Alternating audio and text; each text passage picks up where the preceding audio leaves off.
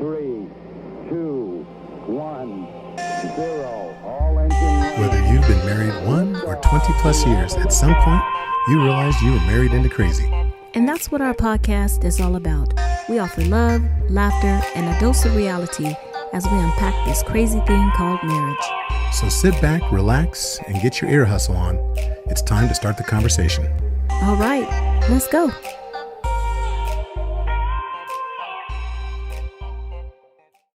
Hey Ernie, so I just wanted to jump on really quickly and let you know how much I appreciate you. This morning's consultation went very, very well. The way that you explained my personality type, which is the C, was very informative. It was super straightforward. You were able to lay out everything so that I can understand your tone of voice, your style. Everything was very calming. You're a super easy guy to talk to, and I'm excited to see where my personal and my professional life is going to go after today's consultation. So once again, Ernie, I appreciate you so much, and I cannot wait to see where we're headed. Welcome to episode 127 of the Married into Crazy podcast with Snooks and Lovey. I'm Lovey. I'm Snooks. And as you already know, what we're doing this month, which is Black History Month, is highlighting Black excellence in marriage. So today we have a very special treat for you. It's actually a very special treat for me. Personally, I'm being very selfish right now because the guests that we have on today are near and dear to my heart. Because one of them I've been stuck with my entire life, and the other one I got lucky, and she married well. Okay. Yeah, you got lucky. So today we have doctors, as in plural, Al Wilkerson, Eugene Al Wilkerson, as well as Rochelle Wilkerson. So if you haven't guessed already, she is this is my baby sister, y'all. And so I'm not going to get into who they are. I'm going to let them talk about themselves. So can you guys give a quick intro as to who you are and what you do and what your titles mean? Because I don't get to brag on family very often. So go ahead and jump in. Okay. So I'll start. So as you already said, I'm a pediatrician and as well as a researcher in childhood obesity. So I live in Colorado and I work at the Children's Hospital here in Colorado. And I do subspecialize in weight management and nutrition for young kids who are struggling with weight. And so I got my MD from Meharry Medical College in 2002. I have to remember, it's a little while now. But I'm originally from California and moved around a lot because I was in the military for 10 years active duty, 15 years total, I think, if I remember correctly. So, and that's a little bit, that kind of goes into how I met my husband. So your undergraduate was what before you got your MD? Oh, yes. So I went to Spelman College in Atlanta, Georgia. And then went on to medical school from there. But interestingly, we didn't know each other when she lived in Nashville, even though that's 30 minutes from my hometown. So we crossed over and I had already left and moved on, and we happened to meet in Seattle. So it's interesting. We were in the same places, but never found each other until we were 2,000 miles on the other side of the country. So. Yeah. So what about you, Al? Take us through your background. So I grew up in Murfreesboro, Tennessee, again, 30 minutes south of Nashville, and ended up going to college at the hometown college at Middle Tennessee State, worked for State Farm for 15 years, and then was working in the Seattle office when I met this lady. And in some ways, the rest is history. But what I do right now is I'm in transition. So I worked at Regis University for 12 years. I was a professor and then worked in the dean's office. And now I'm moving on to North Central University, which is actually based in San Diego, but it's an online university. And I'll be the dean of the business school. So looking forward to working with the faculty there and seeing what we can do to grow our business school and grow the mission of business in society. That's what's really important to me. So, wow, that's awesome. But I'm sitting here and I'm just like, dang, Lovey, we are like slackers. I was thinking the same thing. They're both doctors. We just have our undergrads. So yeah, we gotta up our game.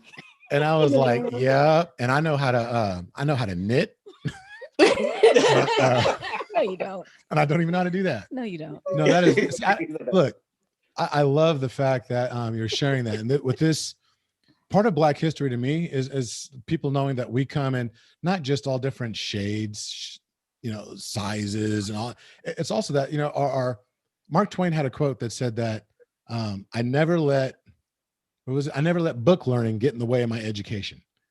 And I believe that education comes in many forms, and there's so much knowledge that's out there.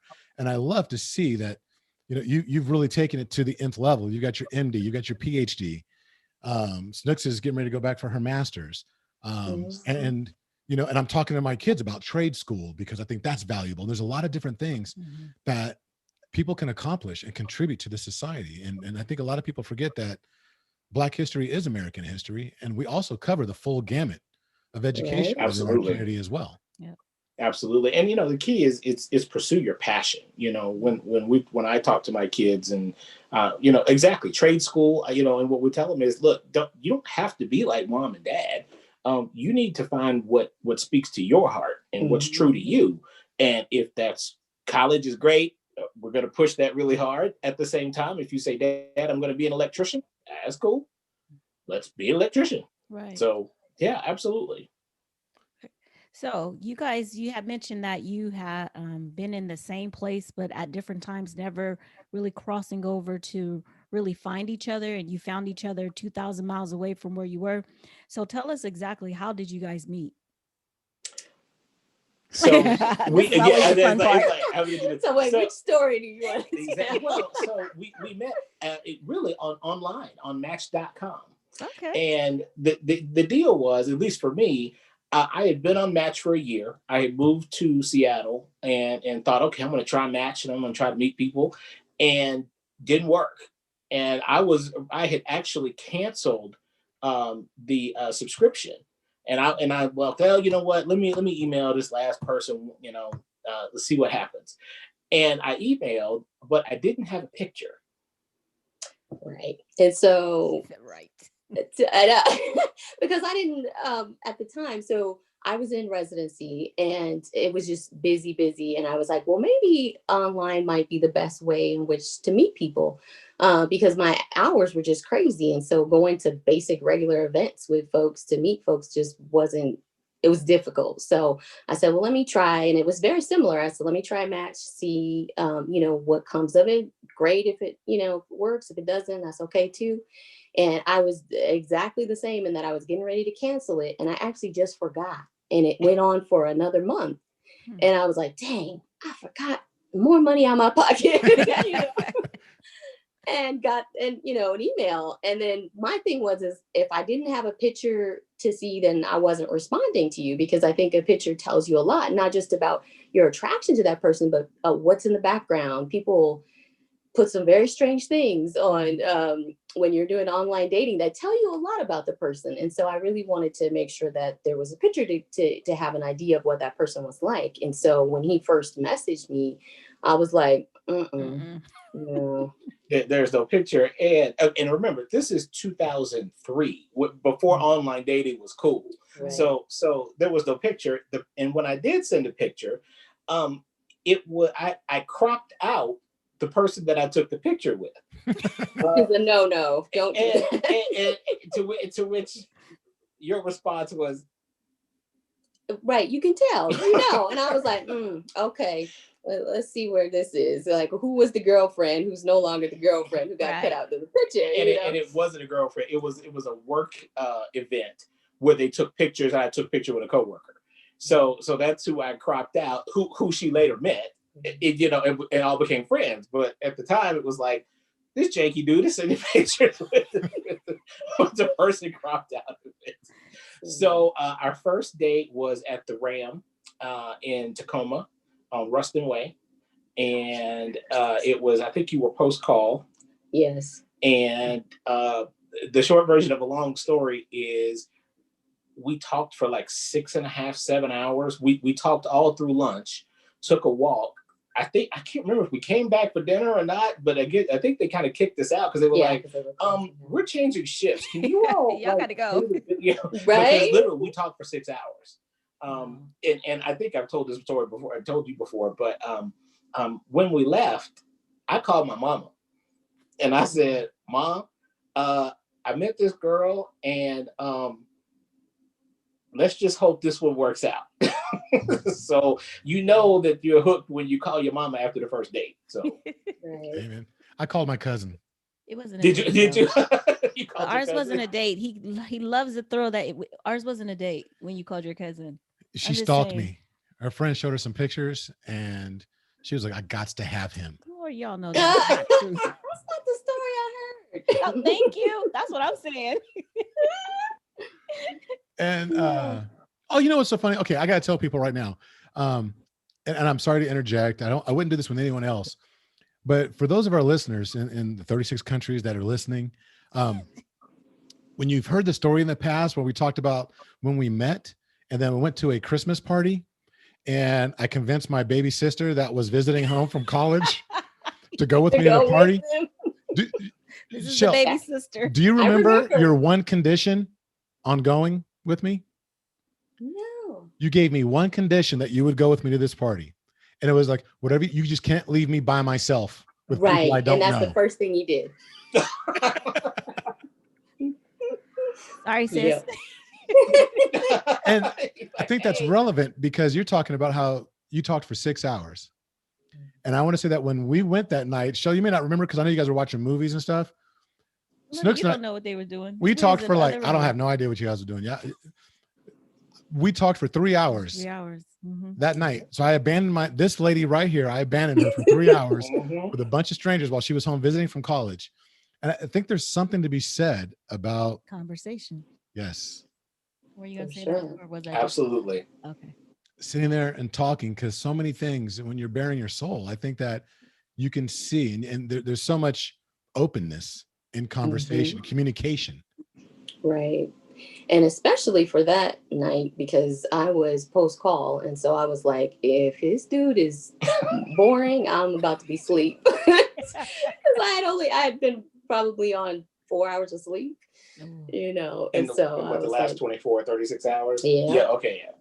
So I was like, oh man, let's please hope at least good conversation, and was way beyond that. So well, I'm curious though. I know you want to jump in, Snooks, but I'm curious. You said, okay, how did you go from this dude sent me a janky picture that he cropped somebody out of to we went on a date? How did you go from point A to point B? Right. So it was first we messaged via back and forth through the match messaging thing, and then we actually talked. And I was like, okay, he's got good conversation. All right, maybe I'll give it a shot and see, where this might go. So I kept an open mind, even though my initial thoughts were a little not so great with the whole picture thing. But I thought, okay, it's at the time it was really hard to find people to just have good, solid conversations with, that seemed to have the same goals and moving forward and, doing the things that I was doing at the time. And so to meet someone who had that was great. And so I was like, okay, I'll give it a shot. And I figured it couldn't hurt. And, typically, after the first date, you need to play it cool. I'm going to wait 48 hours before I call. I called the next day asking for another date. I was like, ooh, wait a minute. It's like, lesson learned from many years ago. Yeah, don't wait. Women like this don't come by every day. That's right. I'm like, go get it. Okay. And that's right. So that was July 6th. We always have this conversation on which day. And the reason I know was because I went to a friend's 4th of July party the night before. No, it was July 6th. You always say the 5th. It was and then the next day I was on call. And then the day after that we met. Absolutely. So we always argue about the date. But when I knew things were probably within 3 months, she went on a rotation, infectious disease, to Africa. Mm-hmm. And so she left and flew to Kenya, and she was going to be gone the month of October. So we had been dating, maybe 3 months. Mm-hmm. And I thought, okay, well, cool. It'll be time to, get some distance and, see what this is like. By October 15th, I was calling Africa. My phone bill that month was $1,000 because I was calling Africa to talk to this woman. So it was, yes, because I tried to get the international package, but the way they set it up, you have to call a month in advance to get the international package. Got it. So I don't know if they've changed that, but it was like, okay, so this is going to cost me a whole bunch of money. Okay. So absolutely. And by Thanksgiving, I think we were looking at rings and we got engaged March 15th. Mm-hmm. This is funny. Yeah. So let me tell you the other side of the fence. So we're over here like, who, wait, what? Who, wait, what do you mean? Wait, who are we talking about? It was, which I had no space to say that because they were saying the same thing to me about her. Like, what do you mean? Wait, who, what? Who is she? That's funny. I didn't meet your family until engagement party. No, they came out the most embarrassing thing in my entire life. When I moved to Seattle, I moved from one place to the next, and he came and helped to move, and he brought a really nice vase, and so my mom and my sister had come out to help me, and they were like, "Oh, he's nice. He brought you something for a gift for your like our third date or something like that." Yeah, so it wasn't that long, and so me being the clumsy person I am, we were trying to get something into the house, and I was like, "Oh, well, you just need to go around, through the screen door that you go out of, because it was a one level apartment." And so I'm like, okay, let's go. And I'm like, I'll just go around this way. And I ran straight through the screen of the door. I like it wasn't there. I tumbled, got up, was like, okay. And, finished what we were doing. Like she's a professional stuff. I mean, like rolls to straight up. Like, I didn't do that. I was like, oh my gosh. So when he left that day, I was like, okay, not gonna see him again. That's it for that. But here's the thing. This is what was endearing, and actually that was the thing that got me hooked on our family, is because her mother and sister cracked on her so hard for about 30 minutes. Oh my gosh, they roasted with me right there, and I thought, oh, these people are cool. I like them. Okay, because this is exactly what my brother and sister would do. They would just let me have it. They don't care who's around. And I thought, okay, this is very comfortable. This is good. Funny. But she was totally embarrassed. I was so embarrassed. I was like, okay, well, that was a nice couple dates. I got some dinner out of it. I thought he was peace out. So how far from that day, or let's talk about from the very beginning, to when you got married. Tell us about. They met in July. And I'm talking about till they got married. Okay. Calm down. But see what I'm saying? He should know. Okay, never mind. Because we were there, but go. I know, but our listeners don't. Anyway, go. See, this is what we do. See, folks, we always say you're going to be a fly on the wall for a couple that's been married 24 years. And Snooks, is sometimes she's my mama because she tell me what to do. But I always like picking at her. So what I want to know is, from the time that you guys got introduced, met each other, started moving forward, how long was it till you got married? And tell us how the wedding went. So skipping to, so when we got engaged, we thought, okay, we will, where do we get married? Do we get married in Seattle? Do we get married in Sacramento? Do we get married in Nashville? And we thought, you know what? It wouldn't be fair to have my family fly across the country or her family fly across the country. So we decided we'll just do a destination wedding. And we sent out invitations to, I think, 125 people, something like that. And with the idea of, okay, we know immediate family will come, but that will be about it. And we were comfortable. We thought we'd get 12 or 15 people. We had 75 people come to our wedding for a cruise wedding, destination to Grand Cayman Island. So I felt very loved and slightly overwhelmed because I was like, that's a lot of people. And then right as we were planning to get married, I think we were looking to get married at the Hilton, I think, in Grand Cayman. Yeah. And then on Halloween night, approximately 30 days before the wedding, a hurricane came through and flooded the hotel. And so I got a call or a message from them initially saying that they would be back open on December the 1st. Well, our wedding was supposed to be on November the 29th. And I was like, wait, I'm confused here. What do you mean December the 1st? And they're like, yeah, that's the earliest we're going to be able to open back up. So basically with a month to go, I had to replan our entire wedding.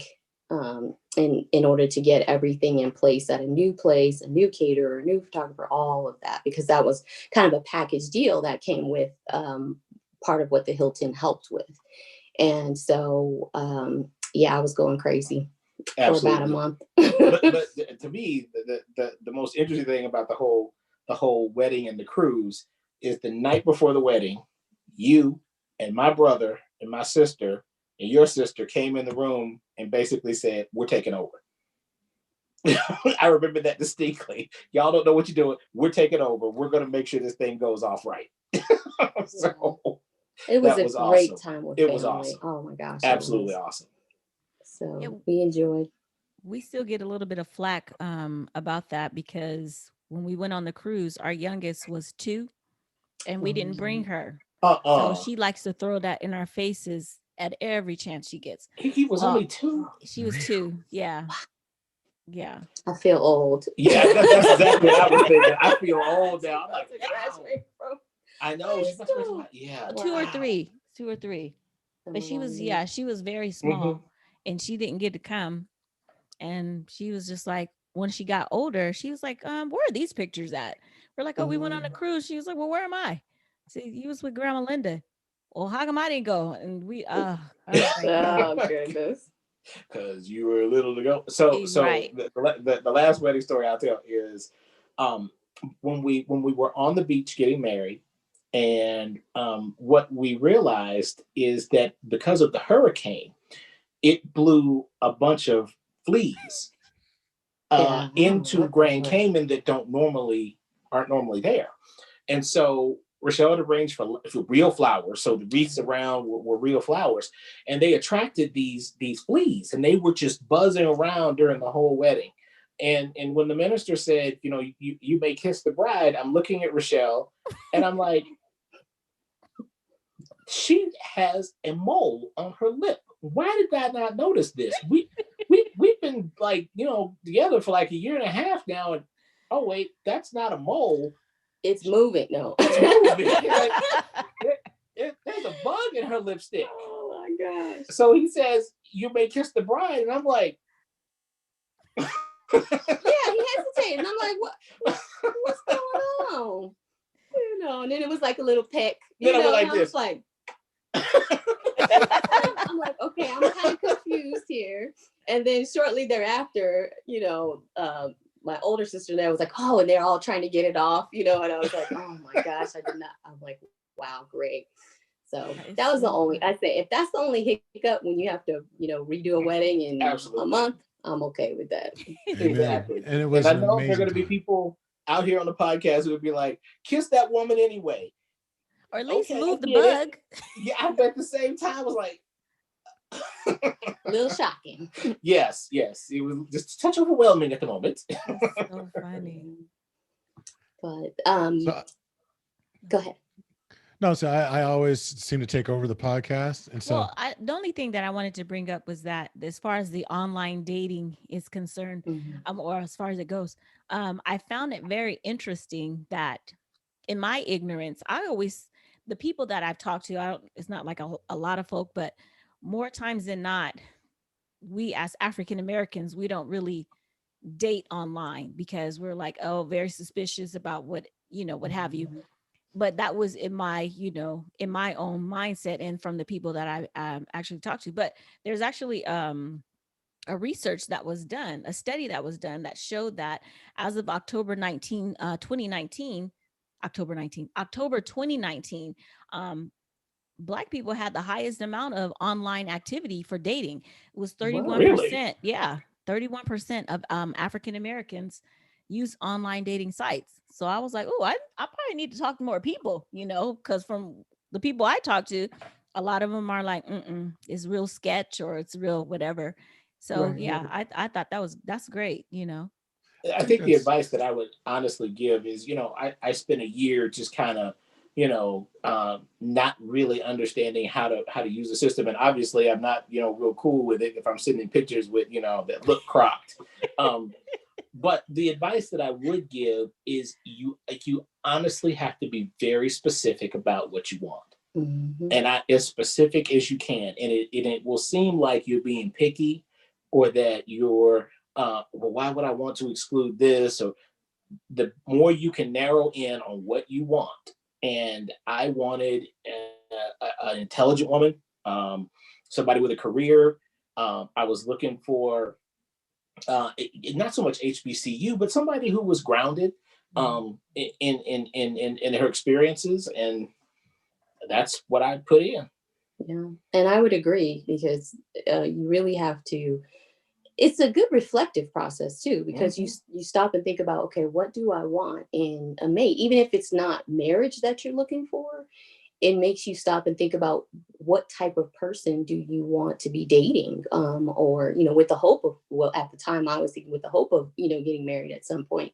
And so it made me stop and look at myself and say, okay, well, what do I really like, or not like, in the people that I've met in the past and now. And okay, so that's what I'm going to put down. No, like that, I'm gonna make sure it's this person. So it was very specific with what I wanted. So a lot of times I didn't get a whole lot of hits, in terms of people, and I'd have to kind of browse and see what other things, what other folks were out there. But I think in the end, it worked out best because that is what brought me to him. Absolutely. And the interesting thing, and I don't know if I've ever told you this, your profile popped up more than once, and I didn't email because I thought, she's got an MD, and she's probably not going to be interested in me. And I was a little bit hesitant because of your education level. And then I thought, you know what, I'm gonna take a shot. You know what, nothing gained, never know. And that was the wrong mentality to have. Right. Absolutely. But it was something that was in my mind. Let's stay there for a moment, because I belong to a variety of different groups on Facebook, some marriage groups. And I think I belong to like 3 or 4 different ones. And there's a lot of different conversations taking place, but one that seems to pop up in every one of these and it's directed towards the men, asking, how would you feel about your spouse making more money or having a more prestigious career than you? And actually, I belong to probably about 5 or 6, because there's some other marriage groups that I belong to that aren't necessarily African-American marriage groups. It's just marriage in general. And I don't see that question coming up in those particular groups. So do you think that there's a stigma that's attached to within our community where Black men are a little bit, what's the word I'm looking for? Intimidated. Yes. By prestige. Absolutely. That was a quick answer. Because even in dating, it was difficult. Because at the time I was in residency and I wasn't going to hide what I had done and what I had accomplished. And so in meeting people, they had this certain expectation of who I was, or, after we would talk, or they'd be, oh, you're kind of cool. I didn't expect. I'm like, well, what did you expect? Just because I have education, that all of a sudden I was going to be this boring, person. And so I knew I had to meet somebody who had something already within themselves, and that they were comfortable with themselves, to know that it wasn't a big deal, that the person may have more education, or but that it was really about the person and what you have in common, and the type of goals that each of you have, or what have you. But I ran into that a lot, and a lot of men just couldn't really deal with that. And I had to work up my nerve, but again, to know you, just to know that that's not a issue for you, and that came across date 1, 6 hours. So, absolutely. Why'd you look at me like that? Because I was just wondering. I mean, obviously, we're 24 years in, but for the first 8 years of our marriage, I mean, more than you. Oh, so substantially. Did you ever feel kind of like, I mean, obviously not because you're here, intimidated, feel some kind of way about the fact that I had I had a sugar mama. I was good. I'm with you because for most of our marriage, she's made more than me. And at one point, when we were moving with the military, I was a stay-at-home dad for about 2 years. So now I was working on my PhD, so I was doing that, but I was taking care of the house and making sure kid got to daycare and absolutely. So that was an interesting experience, but I don't. Yeah, I think from time to time it popped up. Because here was my thing. Regardless of whether I was working or not, I always wanted to make sure that her birthday was special. So, and at the time it was like, okay, if that means I got to use my credit card a little bit more than I need to, that's okay. But it's going to be on me, and I'm going to make sure her birthdays are special and that Valentine's Day is special. So things like that, it would pop up. But otherwise, it was just, look, we're family. And, she gave me the greatest gift that I can never repay her for giving me the time to go get that degree, which is something I wanted to do my whole life. So it's just, you just in it to win it, man. Because if you uplift the person you're with, that it uplifts the entire, couple, and so if it's, you see that your significant other, there's something that they really want and they're wanting to go for it, and in order to do that, you can do, there's a little bit of sacrifice that needs to happen with that, but in the end, it's going to uplift you both. It's going to really make your marriage better, because that person's happy now, they're doing what they feel they've been called to do, in terms of being able to get that education to get to the job that they want to get to. And so I didn't hesitate. It didn't bother me at all. No, and the interesting thing, people often ask me, did you go and get a PhD because your wife is a doctor? And the answer is no. My dad was in academia, so I was more following that kind of family legacy as opposed to it had nothing to do with the marriage at all. So I did think that for a while. Yeah. It's like, what is he doing? I was like, because he's a competitive dude, Right. and it's like, wait a minute, is it that competitive? I'm not competitive. In terms of even education. I'm But competitive. Kind of competitive. Yeah. but understanding his story and about his father and all that, I got it. But in the beginning, I was like, what is this about? Right. And the short version of a long story is my dad passed away 30 hours short of his PhD. So he was young. He was 41. So my goal was to get my PhD by 40. I got it in the same discipline he was in. And he was in the dedication of my dissertation. So yeah, there was a whole lot of other stuff going on, along with Rochelle and Micah. So yeah. Motivation. Yeah. I think that's beautiful, paying homage to your father, Absolutely. through your education and like you were saying, you're uplifting, you're showing people. When we hear PhD, we don't necessarily think of African American men. You know what I'm saying? Because it's not something that, for me anyway, I might sound a little, some people may know a lot of people that have PhDs that are of African American descent, but I don't. I know maybe 3. And it's not something that is, you type in PhD, we don't see people that look like us more times than not. So I think that's beautiful that you are doing this and you're showing other folk we're smart too. You know what I'm saying? We can get this done and we can do it. So I just want to not jump shift, but I want to talk about while you were studying, you said that when Rochelle was in the service, you were stay-at-home father for 2 years or so. Yeah, So how many? 2.5, something like that. So tell the listeners, I mean, I know, but the viewers, how many children you have and their ages? So we have 2 kids. Micah is now 15. Just turned 15 last month. And is bugging us to take, I know, right? And it's bugging us to take driver's ed. My child driving, oh my gosh. And Joshua is our youngest, and he is 7. So we've got a little bit of a gap there, and that in and of itself is a story. So how do they, are they good together, or is Joshua the buggy little brother who gets all in Micah's stuff? Is Micah very welcoming? Is kind of taking him under his wing, or he's at that teenage years where it's like, get back up? Right. It's a little bit of both. And interestingly, I thought with our kids being so far apart in age that there would be this total disconnect. You know, the youngest would be doing certain things and the oldest would be doing certain things. And, but there's always times where they're still actually very close. And there are times where, Micah's like, yeah, get away, and poor Josh, she is like, oh, what do I do? And then there's other times where they're hanging tight, and they're playing video games or doing various things together and hanging out. And it's beautiful to see, they have their times where they want to be, by themselves or with their own friends. But then there's other times where they're together. And I think being in the situation with COVID had actually brought them together even more. So in terms of, one, learning to live in a house together where we were together a lot.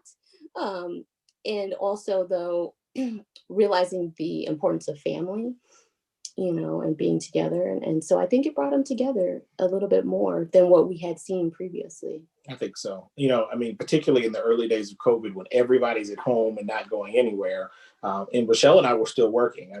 Things are still going on at the university. We're still trying to teach students and put plans in place, and she's seeing patients. So we would have to ask Micah, hey, can you hang out with your brother and maybe help him with his homework and get a few things done? And I don't ever remember him complaining about that, not once. He jumped in. Yeah, sure. And again, if Joshua were to ask, he might get a different answer in some days. But whenever we ask, he's like, yeah, absolutely, I'll help my brother. So yeah, it's good. That's awesome. So now we're kind of talking about COVID a little bit. I'm sorry. Did you want to say something?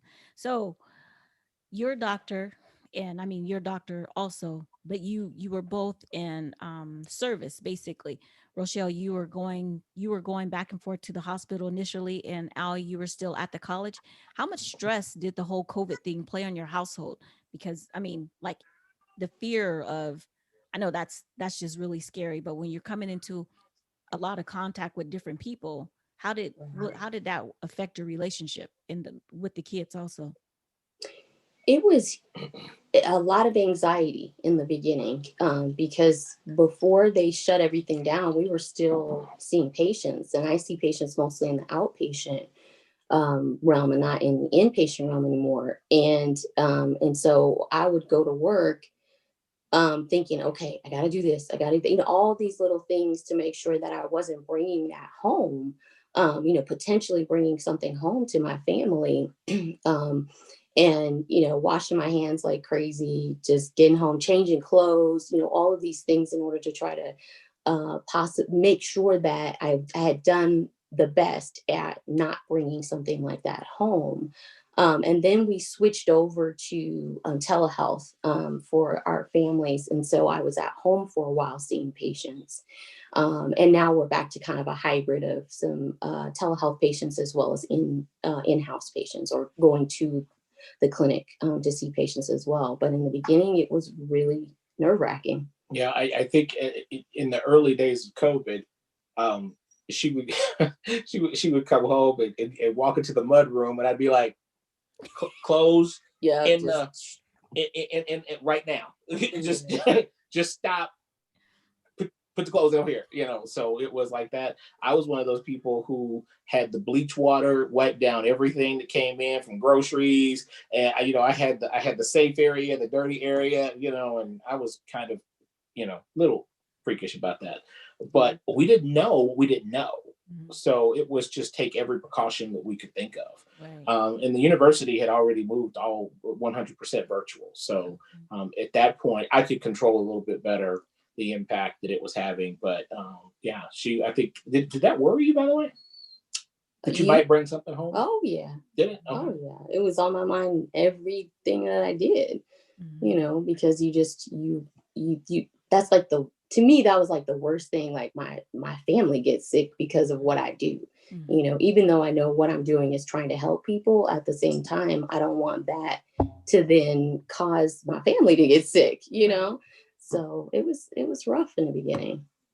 So you had a different position altogether when it came to COVID. I just saw something recently that was talking about there's a lot of distrust still within the African-American community regarding the vaccine. And even the company that, my day job that I work for, we had a big to do about, discussing that. You being from Tennessee, you going to school back in Atlanta, going to HBCU, your medical school was an HBCU as well, right? Is Meharry? Yes, Meharry, yeah. And so in dealing with these and dealing with a variety, like through your residency, all these different things you're dealing with, why do you, I'm curious, why do you think the African-American community as a whole is so distrustful of new medicine, new technologies, like the vaccine that's going on right now? Because the healthcare system has a really bad history of what they have done to the African-American community. Most people know about, Tuskegee and how that went down, but there's a lot of other examples of experimentation on African-American people who didn't realize they were part of a research endeavor, or they didn't realize when they went to the hospital that, their cells were being used for something else, similar to the story like Henrietta Lacks. And so it becomes something that is told from generation to generation, because I don't know a lot about Tuskegee other than what I've read, but you hear it in your family all the time. And people become very worried about what they're getting when they go to the hospital. Am I truly getting something to help me?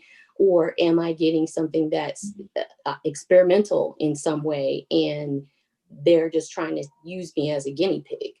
And being that I do research, I run into that all the time, because my research is in the African-American community. And even being, Black female researcher, I still come across people who aren't trusting of me, because I'm part of the system, the healthcare system that has not only has done experimentation, but has also not done the best to help our people in the way that they should. And so all that comes into play when people stop and think about, do I want something from this healthcare system that has, hurt people in the past, or do I watch and wait and see how this is going to go down, and that's a lot of what I'd hear. Nurses, a lot of my medical assistants, a lot of them are like, let's see, before they are comfortable with getting the vaccine. And I think that's part of the reason why they didn't make it mandatory, because I think they felt like they were going to lose a lot of people within the hospital in making it mandatory, because a lot of people are just not sure yet, and not comfortable. I'm curious, just you personally, how did you feel? I'm assuming you're vaccinated? Yes, I've gotten both vaccines. Well, he needed a timeout. Yeah. Can we cut for a minute? Okay, we had to take a quick timeout because there's like, what happened? The cat opened the door? Yes. We have the smartest cats in the world. At least I think so. Funny. They can open doors. Crazy. They know how to jump up, hang on the doorknob, and use their weight to pull the door back to get into any room. We've had to change doorknobs so that they don't open, so that they don't go in like the utility room and things like that. So get a dog and you'll never have to worry about that. Yeah, there's a reason why we don't have a dog. I asked my family one question: when it snows, who is going to walk the dog? And they all looked at me and said, "You, Dad." No, I'm not. So that's why we don't have. That's why we don't have dogs. We have cats. Yeah. Okay, you know what? That is probably the best argument For getting a cat. for getting a cat that I have ever heard. Absolutely. It's like, nope. Y'all are gonna sit me out there in the cold. Well, before we did the timeout, yes, I was going to ask you, did you have some concerns prior to actually getting the vaccine yourself? Yes. And so I did a lot of research because I wanted to understand the difference in the process that happened right now versus what normally happens in getting to the vaccine being able to be used, like the clinical trials, because it seemed like it was fast. And I was like, have they really done everything that they should have done in the normal process to make sure this is safe? It was more a safety issue. I didn't feel like they were, potentially I was potentially being a guinea pig or anything of that nature. It was more the safety aspect of it. And then I realized in looking at a lot of the literature on it that it was mostly bureaucracy that in the past has really caused vaccines to take forever to come to fruition, and that they were able to kind of knock and block down a lot of those normal barriers. And that was really the only difference. Otherwise, they went through the same steps that they normally go through for a vaccine. And so then I became a lot more comfortable with being okay with, okay, I'm gonna go ahead and get this. And I felt like if I can do anything to help decrease my chances of getting COVID and, exposing my family to something like that, especially being in the hospital every day or most days, I wanted to do that. Can I interject a question or ask a question? So one thing that I hear from people is, you know what, I'm just going to go out and get COVID and get sick, and then I'll fight it because I'm healthy, and then I'm immune, and then I don't have to worry about it anymore.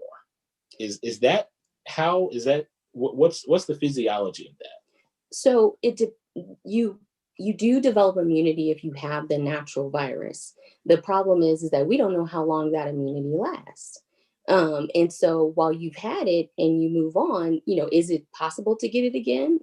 We don't know. It's just new to that. Whereas we know with most vaccines, you probably have a bit longer period of time of immunity than you may have from your own natural immunity, because your body has mounted a large response to it. Not that you don't when you get the natural disease, but I think the combination actually of the two is better protection.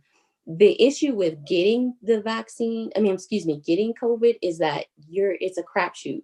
You're healthy, but I've known 20-year-olds to die in the hospital of COVID. I've known folks who had no pre-existing problems, went in the hospital and did not come out.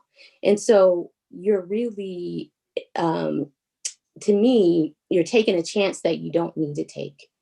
If you can, be protective and protect yourself as best you can, and or get the vaccine so that you have more protection against it. You just don't know. I find that interesting also when you're talking about like nurses and medical assistants. So I work in a prison and I work in the nursing department, and a lot of the nurses, they're like, I'm not taking it. I'll wait. Like you said, and I'm gonna be very honest. Initially, I felt the same way as you, Rochelle, like, this came out awfully fast, so can I trust it? Because I said the same thing. I ain't getting that. I'll wait and, see. But then the more you started hearing about people that are passing away, and those, like you were saying, that are healthy, they had no existing signs or whatever. It's like, oh, they went to the hospital, they never came back, or, what is that called? When you have it but you don't show symptoms, asymptomatic. Yeah. So I mean, one day they're asymptomatic and then the next day they're like in the hospital on a ventilator. And I work with several nurses that have been on ventilators and they've yet to come back to work because it's lasting effects on, they can't walk upstairs, they can't do these different things. One has to have oxygen with her. So when they rolled it out at the prison, they're like, would you take it? I was like, I sure will, because I want to see my family.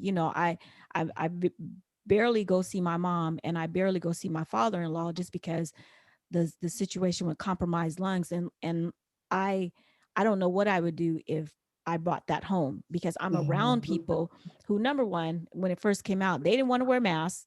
I'm like, if y'all don't put a mask on, at least protect other folk, and then the whole, and more people started getting it. And every day we have people out and I'm like, okay, 6 feet, back up. I know I was like kind of rude because they would come in and talk to me and they're like right by my desk. And I'm like, you need to go back over there. Email me, we're not going to talk.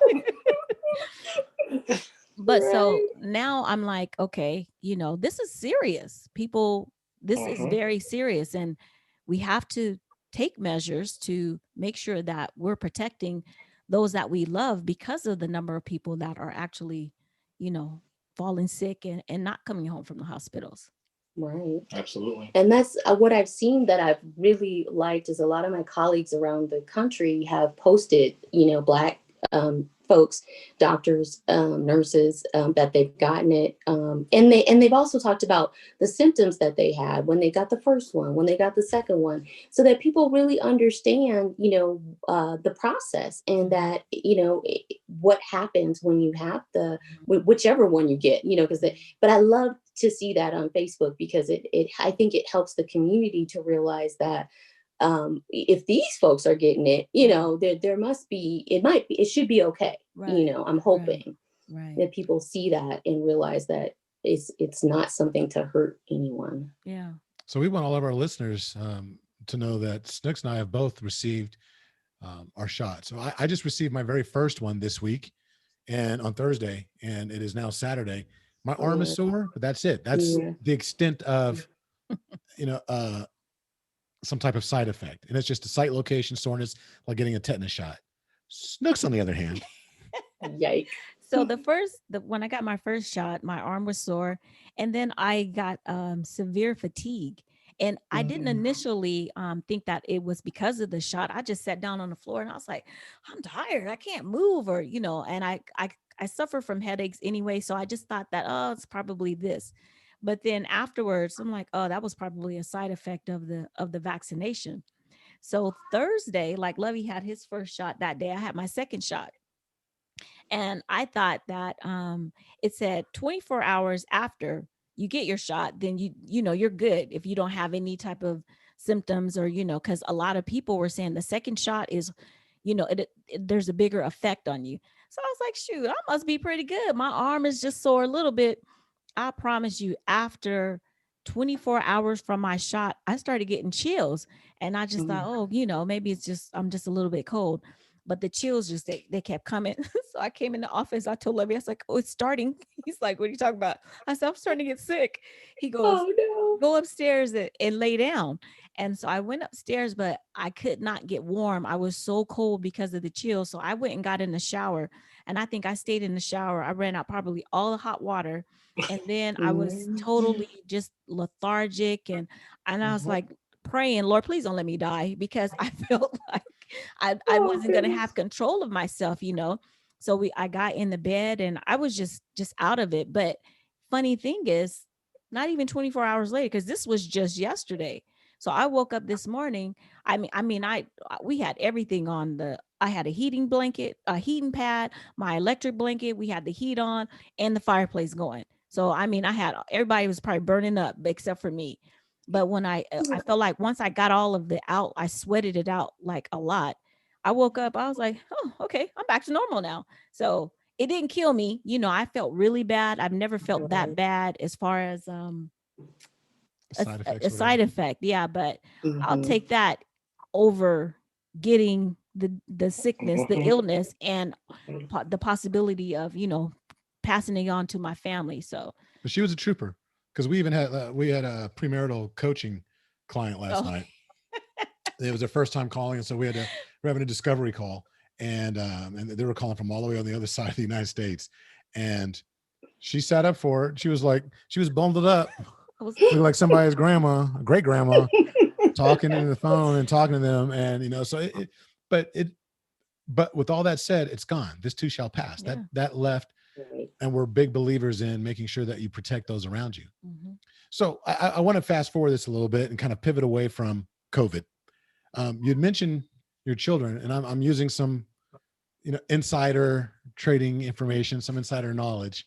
I know that your parenting situation, or the way that you came about becoming parents, isn't like.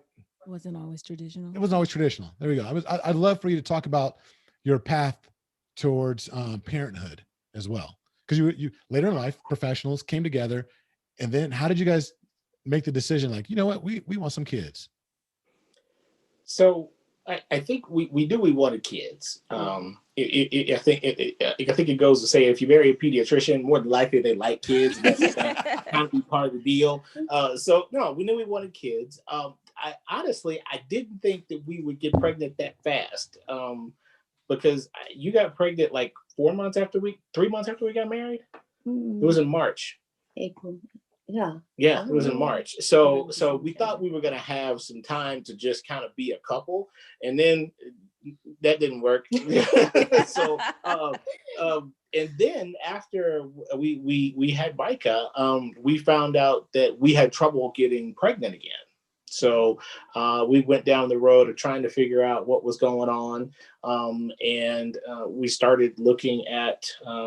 We found out, hey, we might have to look for some other methods, like in vitro fertilization or something like that.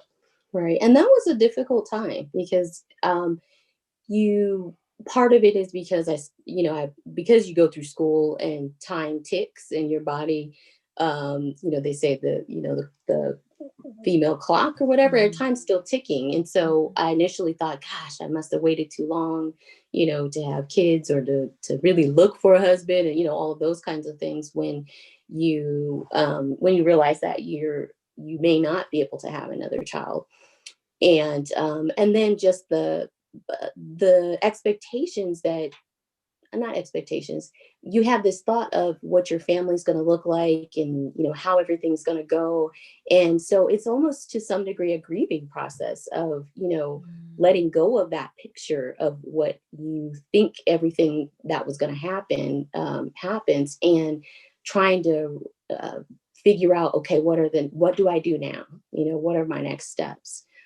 So like Al said, we looked through in vitro fertilization. At the time I was in the military, which they pay for some things, but the vast majority of it, they don't. And that process is very expensive.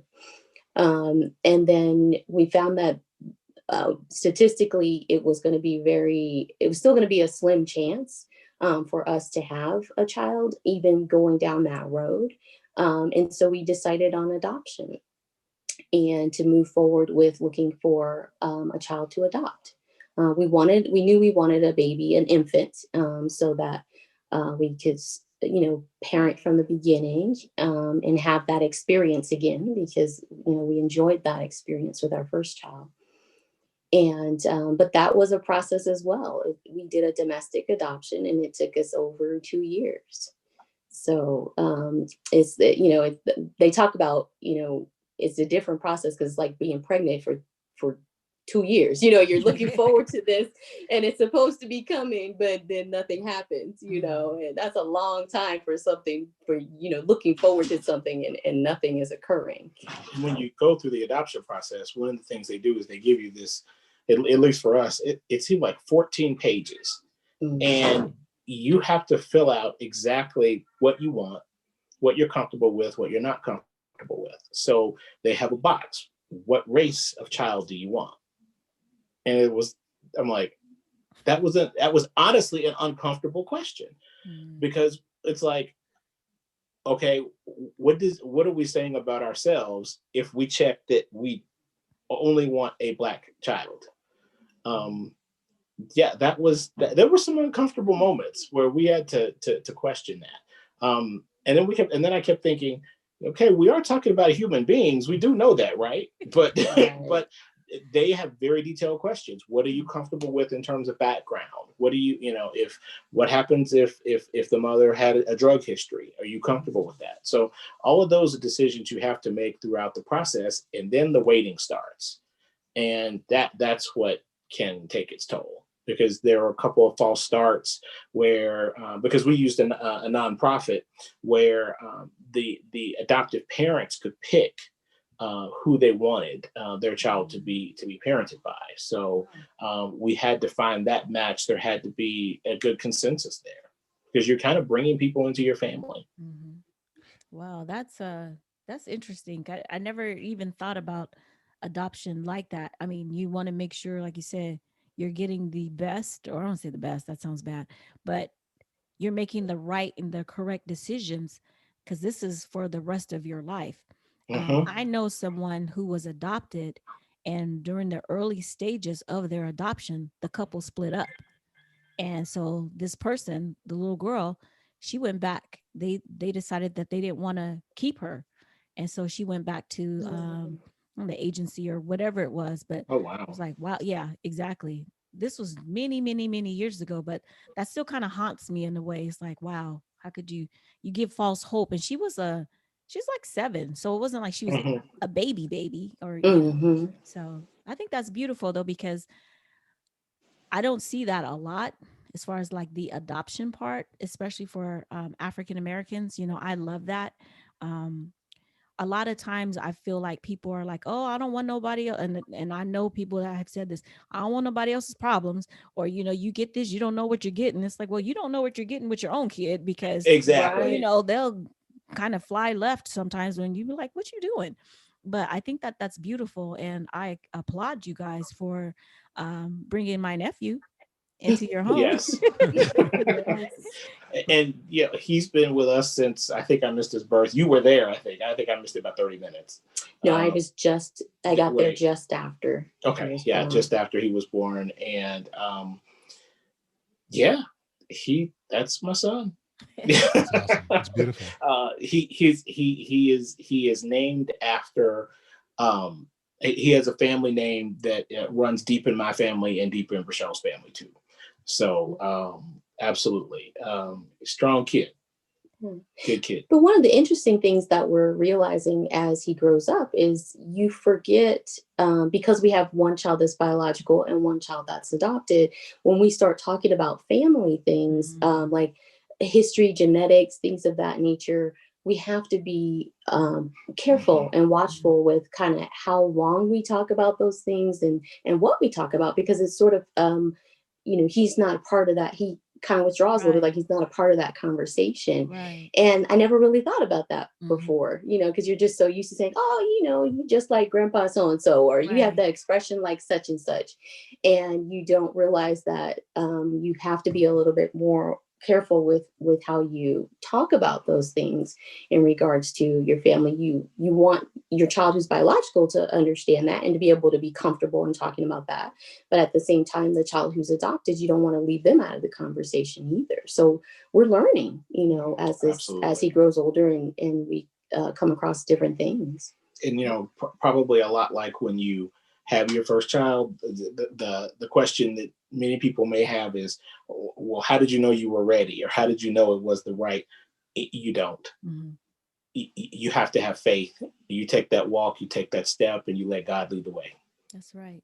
So were you ever afraid, like in the beginning? Because I don't know if there's like a grace period. I mean, I've heard this.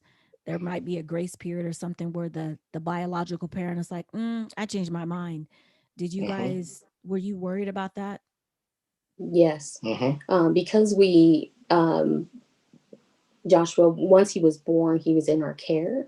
And while we were in the hospital, the biological mom was also in the hospital. It was basically, we were next door to each other. And, but, we also wanted to give her an opportunity to be with him.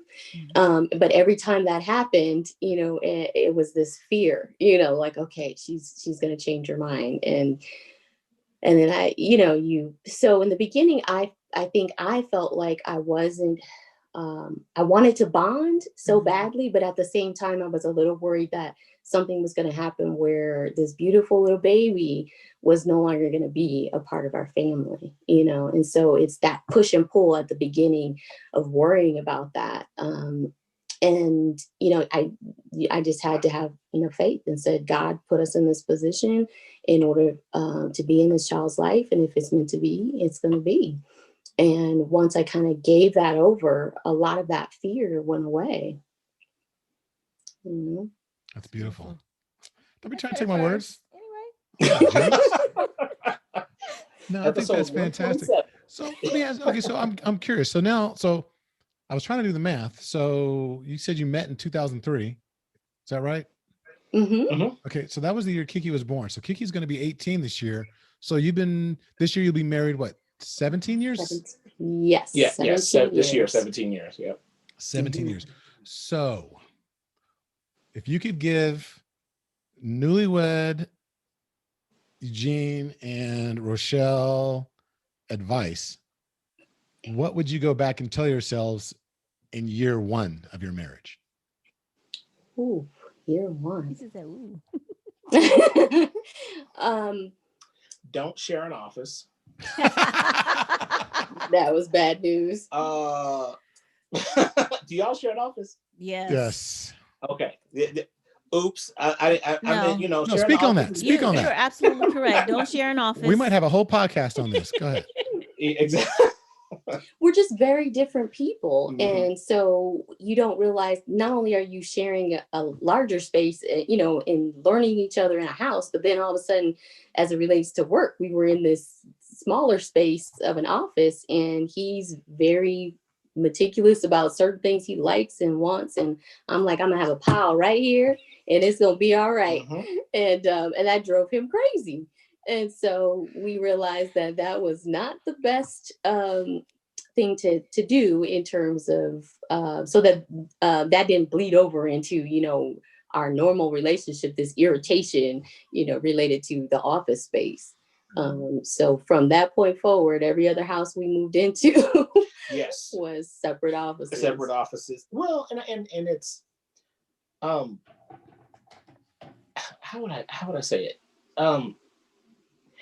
Actually, it was a really good learning experience, because what we had to do is just learn to accept that, you know what, while we're married, we each kind of do things a little different, and that's okay. We're not the same person. We're still two people. And so there's some things that she does, and there's some things that I do. Again, my office is kind of meticulous, and she's pile person, piles everywhere. But you know what? If you ask her where something is, she can find it. Amen. And so I think what it developed is an appreciation for difference. And you know what? We keep on going. Yeah. So I would say what I would tell my young self is not to have too many things in your mind of what this is going to be.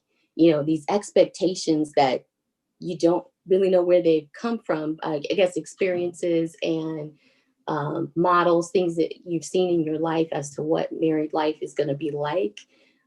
Trying not to pile that up in your mind, because then when it doesn't play out the exact way that you thought in your head, how communication was going to go, or how you were going to deal with this, or what have you, you'd start to find yourself being more and more irritated, or more, how can I put it? Because you've had these expectations in the back of your mind as to how this was going to go. And I feel like I would tell myself, let that go, and be in the moment, learn from each other, as well as learning from, your past experience is great, but learn as you're living it, and not always looking at what you thought was going to happen, or what you, in your mind, what it should have looked like. Because then when it doesn't occur in that exact way, you feel like somehow that you've either failed, or then you start thinking, well, is this the person I should be with, when that has nothing to do with it? It's just that you in your head created something that's not real. And so I think that's what I would tell myself in that, going back in that first year. You have who you are, and keeping that, and making sure that you are still who you are. You don't get sucked into being married and not realize who you are, but at the same time not having all these crazy expectations of the other person, and remembering that you were friends and you enjoyed each other before you got married. And that can continue, that it doesn't have to all of a sudden change or be different because you're now married. I think what I would say is to your comment about being in the moment. You're committing to a journey. That's really what you're committing to, and what that means is, the moments are going to change. So you have to be in the moment of whatever's going on at that particular time. But remember that what you committed to was to walk in a journey with this person, and people change, and that's okay. And you're committing to walking together through those changes. Yeah, I like that. So, for the most part, I think your whole marriage, almost just seems like your whole relationship, you all kind of were just together. It wasn't like, meaning you're not surrounded by any family. Is that right? Right. It's just us. Okay, so with that being said, how difficult, or how maybe easy, was it for you guys to be able to have alone time, or just like go out on dates or whatever, when you know, I could call somebody, well, now they're older, but when they're younger, be like, okay, we're about to drop the kids off because we want to go do something. How did that, being, you know, just you guys, how did that affect your ability to connect, reconnect, or? We'll let you know. No, because okay, we're still dealing with that. yeah, Yeah. it was harder because you become a unit, you know, and because you don't have the normal family that you had, you know, as growing up, to be able to, like you said, drop them off or what have you. And so I think we went a longer period of time without doing as much, meaning, you know, not having date nights and things of that nature, and then had to walk it back, you know, say, wait a minute, we need time for us. We've got to figure out. And so we found some really good babysitters, you know, people who we trusted, and said, okay. And we had to plan a little bit more because you couldn't just be like, hey, poof, we going, you know, Right. but it was just a little bit more planning, and that allowed for us to then have that time and to be with each other. I have to admit, as you can probably tell, she is much more sensitive to that than I am. That's and in part, it's because of who she is. I have never been around anybody that I just like being around as much as I like being around her. I mean, and even if she's getting on my nerves and I walk in a room and I'm like, okay, I'm gonna go over here for an hour. In an hour, I'm coming right back in. And, you know, I've just never met anybody that I want to be around that much. So I get it's that time is not something that I rely on her to help me with that. And I'm sure I know she carries the load on that one. Yeah, it's because I'll be like, okay, we need a date night. She will text me at work. We need a date night. Like, oh, okay. Go find a babysitter. I start getting directions. Okay, I start getting instructions. I'm like, okay, got it. Oh, okay. Mama's feeling like, okay, got it. So, but yeah, I got to get hit over the head with a rolling pin for that to come through. Yes. Sometimes. Amen. Well, that's important. You gotta protect your universe. The unity, yeah. The unity in the universe, but it's like that unity is within you guys are that universe, right? And if you, right, each of you, and then your kids are planets, you know, I would say that it's that the sun would be just unity as a whole. You gotta, that's the gravity, right? That's holding everybody together. You've got to protect that. And I think that getting away, even if it's something little, it makes a difference. But the coordination, because you're an island unto yourselves. I mean, you've lived in absolutely a variety of places. You know, you were talking before about the impact of COVID. The thing for us is that because we're not close to family, we're used to taking vacations and going to see family at least once a year. We're going one coast or the other and going on vacations. Actually, when we got married, that was not something that particularly was important to me, but it has become important to me because it's important to her. And now I look forward to it. We plan for it. We save for it. I'm like, okay, when we're going, let's go. That probably, and it's not so much because of the time together, but it's because we can't get to our family. And we can't get to some of those things that recharge your batteries. You know, living in Colorado was great, and I love mountains, or rather I like mountains, but I love water. Right. Yeah. So that's been difficult. But I don't know. Sometimes I think it would be even more difficult to have family here and not be able to see them, you know, like because they're older and you're worried about the potential of getting, you know, them getting sick. Because I have friends who are here who their family's right here, but they've been very cautious and they may not be able to see them as much, or especially in the beginning. Whereas I didn't have to worry about that as much. But at the same time, I wanted to see it in person and make sure they were okay, you know, which was something that I, you know, haven't been able to do as much, being far away from family. So, you know, I want to thank both of you for spending this amount of time with us. I think you're perfect examples of what we're really trying to showcase this month, and that is Black excellence in marriage.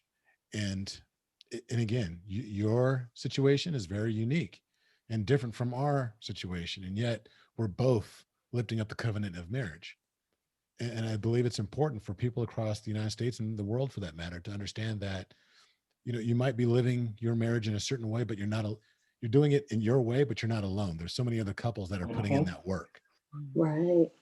And I love that. So I commend you for being a leader in that respect and showcasing God's love to everyone around you. And most importantly, bar none, to your children, to my two beautiful nephews, that you are really modeling what it means, other than the cat thing. I got to get them a dog somehow. Outside of that, but I get it though. If you're in a warmer climate, I might have an argument, but right now you win. Exactly. No, so we want to thank you. And so what we do in the end of every one of our podcasts is we pull from the I Can for couples. So there's 40 affirmations in there. And so what we do is we pull from it, and it's the focus for that week. And so I pull, she pulls. And so we're going to invite you to participate with us. You want to go first? So Rochelle, this one's for you. Okay. Get your eyes on, girl. My spectacles. Okay, I can wash the dishes. Whose job is that? Probably Micah's. Oh. Okay. I wish. Can I get my children to do a little bit more? Yeah. Normally, the washing dishes is my job. So you gonna do that this week? Okay. I will do it more. There you go. Do it every day. But I will try to do it more in this next week for sure. I'm the put awayer, if that's a word. That's true. That's he washes the dishes, and then I tend to put everything away. So we have to the point that it's amusing, because I will stack up the drain basket. And then if the drain basket is full, I take a dish towel, lay it out, and I start putting stuff on it, because I'm not the put away guy. Right, rather than just putting it up. No, that's your job. Sis, I love that. You said I'm the putter awayer. I tell people, they ask like, so what's your role in your relationship? I am the carrier of bags and the driver. Whatever. Right. That is what I tell her. And the garbage taker outer, because he does absolutely nothing else in the house. Hey, it would smell like funk up in here if I didn't do my job. So there you go. The garbage. So Al, this one's yours. Yeah. I can put my significant other's needs first. So that means you could put up the dishes. He does. That's his job. No. So we're swapping roles this week. Right. Okay. Roles this week. Okay. Role reversal. Yeah. You're the washer. I'm the putter upper.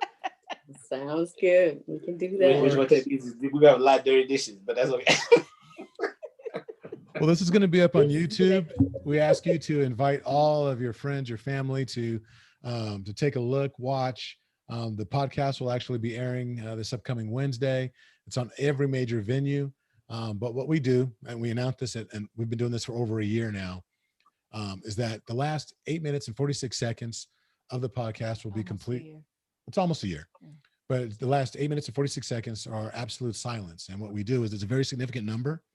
Because we can't say all the names, we forget the Philando Castillos, we forget the Mike Browns, we forget some of these, and we add some other names. So rather than name everyone, we ask that you spend 8 minutes and 46 seconds reflecting on how you can be a better citizen, how you can be a better brother, a better sister, a better spouse, a better child, a better neighbor, a better human being. So for the next 8 minutes and 46 seconds, until you hear the outro, take this time for reflection. It might be the only silence you get all day long. And if it is, that means you need to listen to our podcast 7 days a week so you can get 8 minutes and 46 seconds of silence every single day. Yeah. Right. So with that said, I do want to remind everyone to go ahead and sign up for the Married into Crazy workshop. That's at the end of every single month. It'll be on July. It'll be on February 27th. The link will be in the show notes. Please go ahead and participate. Last month was phenomenal. It was an international cast all the way across North America, including Canada. It was a lot of fun, and we invite you to do the same and tell your friends and family as well. So like we close out every single podcast, until the next time, be blessed. Bye-bye. Bye.